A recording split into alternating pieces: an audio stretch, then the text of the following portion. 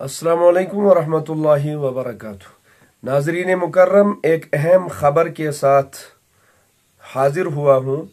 Law commission of India ने 14 जुलाई तक राय भेजने की आखिरी तारीख रखी थी कि रात के 12 बजे तक अपनी अपनी आरा भेजें यकसा सिविल कोड के बारे में। मगर अभी अभी खबर आई है 9:04 पर भारत एक्सप्रेस ने इस खबर को लॉ कमीशन के हवाले से अपलोड किया है कि 28 तक डेट जो है एक्सटेंड की गई है, बढ़ाई गई है। इसलिए वो तमाम हजरात जिन्होंने अपनी आरा नहीं भेजी हैं लॉ कमीशन ऑफ इंडिया को, वो आराम से अब अपनी राय भेजें और मुनज़्ज़म इंतजाम के साथ भेजें।